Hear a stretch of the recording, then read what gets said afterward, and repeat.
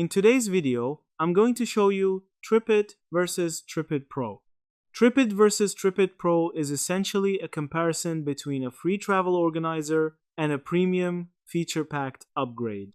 TripIt free version automatically creates a master itinerary by pulling details from your booking emails, organizing flights, hotels, and activities into one easy-to-read timeline. It also syncs with your calendar and allows you to share plans with others, making it ideal for basic trip management. TripIt Pro, on the other hand, is a paid subscription around $49 a year that builds on those core features by adding real-time intelligence and travel assistance.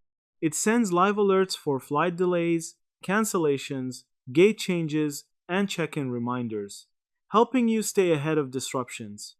It also suggests alternative flights, tracks, fare refunds, and even helps you find better seats, features designed mainly for frequent travelers. Another key difference is convenience during travel. While the free version focuses on organizing information, TripIt Pro actively guides you throughout your journey. It can tell you when to leave for the airport, provide terminal navigation, show baggage claim details, and track reward programs or travel points.